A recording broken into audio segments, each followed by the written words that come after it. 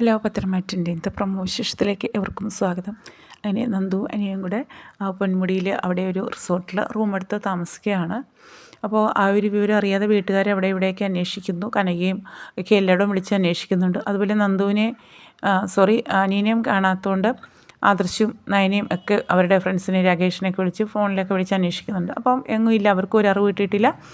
അതിനുശേഷം പിറ്റേന്ന് അവർ പോകാനായിട്ട്, അതായത് റിസോർട്ടിൽ നിന്ന് തിരിച്ച് വീട്ടിലേക്ക് വരാം, ഇനിയിപ്പോൾ വീട്ടുകാർ തിരക്ക് പ്രശ്നങ്ങളാവും എന്നൊക്കെ പറയുകയാണ്.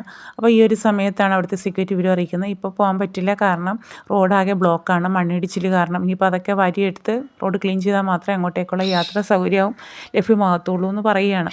അപ്പോൾ അങ്ങനെ ആകെ റിസ്ക്കിലാണ് അനിയും നന്ദുവിൻ്റെ അടുത്ത് അനി വന്നിട്ട് പറയുന്നുണ്ട്, ഇങ്ങനെ സംഭവം ഉണ്ട്, പുറത്തോട്ട് പോകാൻ കഴിയില്ല, ഇപ്പോൾ മറ്റേതെങ്കിലും റൂട്ടുണ്ടോ എന്ന് നന്ദു ചോദിക്കുന്നത്, നമുക്ക് അന്വേഷിക്കാമെന്ന് പറയുകയാണ്.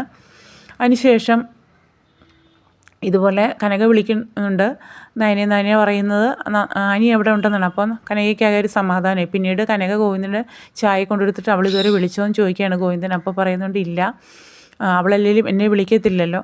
പിന്നെ ഇനിയിപ്പോൾ അവൾ നവീൻ്റെ വിവാഹാലോചന അറിഞ്ഞ് ആ ഒരു സന്തോഷം ആഘോഷിക്കാൻ വേണ്ടിയിട്ട് ഫ്രണ്ട്സുമായിട്ട് കറങ്ങാൻ പോയതാണോ എന്ന് ചോദിക്കുന്നു. അതൊരിക്കലും ഉണ്ടാവില്ല എന്ന് ഗോവിന്ദൻ പറയുന്നുണ്ട്. അതല്ല, ചിലപ്പോൾ അവൾക്ക് നവീനെ അത്രയ്ക്ക് ഇഷ്ടമുണ്ടാകും, അതിൻ്റെ ഒരു ആഘോഷത്തിലാണോ എന്നൊക്കെ സംശയിക്കുകയാണ്. അങ്ങനെയാണെങ്കിൽ കൊള്ളാമായിരുന്നു, ഒരു കാരണവശാലും ആ ആലോചന വിട്ടുകളയരുത്, നടത്തണം എന്നൊക്കെയാണ് ഗോവിന്ദനും കനകയും കൂടി പറയുന്നത്. പിന്നെ ഒരു ആശ്വാസം എന്ന് വെച്ച് കഴിഞ്ഞാൽ അനി വീട്ടിലുണ്ടല്ലോ, അതാണ് കനക പറയുന്നത്. പക്ഷേ നയന അത് അറിഞ്ഞുകൊണ്ട് തന്നെ പറയുകയാണ്, ഇല്ലെങ്കിൽ അവർക്കാകെ ടെൻഷൻ വർദ്ധിക്കും. അങ്ങനെ അനിയെ അന്വേഷിക്കുന്നു, പലയിടത്തും അന്വേഷിക്കുന്നുണ്ട്, ആദർശം അനിയും കൂടെ ചേർന്നിട്ട്. അതുപോലെ ലാസ്റ്റ് അനിക്ക് ആ ഒരു വഴി കൃത്യമായിട്ട് കിട്ടാൻ രാകേഷിനെ വിളിച്ചിട്ട് ഇതുപോലെ പറയുകയാണ്, ഞങ്ങളിങ്ങനെ ഇവിടെ ഉണ്ട്, പൊന്മുടിയിലേക്ക് പോയി, തിരിച്ചു വരാനായിട്ട് ഇങ്ങനെ ഒരു മണ്ണിടിച്ചിലും പ്രശ്നമൊക്കെ ആയതുകൊണ്ട് അപ്പോൾ വേറെ ഏതെങ്കിലും റൂട്ടാണെന്ന് ചോദിക്കുന്നു. അപ്പോൾ അവർ അന്വേഷിച്ചിട്ട് പറയാമെന്ന് പറയുന്നു. അങ്ങനെ രാകേഷിനെ ഫോൺ വിളിക്കുന്ന സമയത്ത് നയന ചോദിക്കുമ്പോൾ പറയുന്നുണ്ട്, കാര്യങ്ങളൊക്കെ വിശദമായിട്ട് പറഞ്ഞ് ഇങ്ങനെയാണ് സംഭവം, അവരവിടെ ഉണ്ടെന്ന്.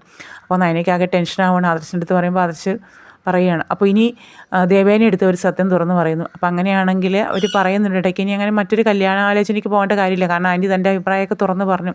അപ്പോൾ അവന്തിക്ക് എത്രമാത്രം വിഷമം ഉണ്ടാവുമെന്നാണ് നയനയും പറയുന്നത്. ഇനിയിപ്പോൾ എനിക്ക് വേണ്ടാന്ന് പറയുന്ന സമയത്ത് അങ്ങനെയൊക്കെയുള്ള കാര്യങ്ങൾ ചർച്ച ചെയ്യുന്നു. ഇതിനിടയിൽ ഈ ഒരു വിവരം അറിഞ്ഞ ശേഷം നയനയ്ക്കാകെ ടെൻഷനാവുകയാണ്. ഇനിയിപ്പോൾ ഇവർ തമ്മിൽ ഇങ്ങനെ പോയ ഇവരെയൊക്കെ അറിഞ്ഞാൽ, മുത്തശ്ശനൊക്കെ അറിഞ്ഞാൽ ഭയങ്കര വിഷയമാവും, അതൊക്കെ പറയുന്നുണ്ട്. ഒളിച്ചോടി പോയതാണെന്ന് വരെ ആദർശിച്ച് ചോദിക്കുന്നത്. അങ്ങനെയൊന്നും ചെയ്യില്ല എന്ന് നയന പറയുന്നുണ്ട്.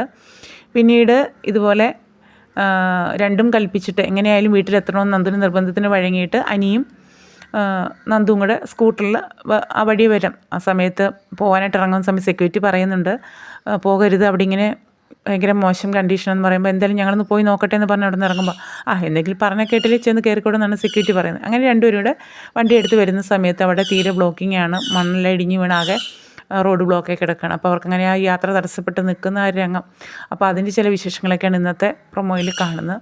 അപ്പോൾ ഇതുപോലെയുള്ള വിശേഷങ്ങൾക്കായിട്ട് ചാനൽ ഒന്ന് സബ്സ്ക്രൈബ് ചെയ്ത് സപ്പോർട്ട് ചെയ്യണേ. ഓക്കെ.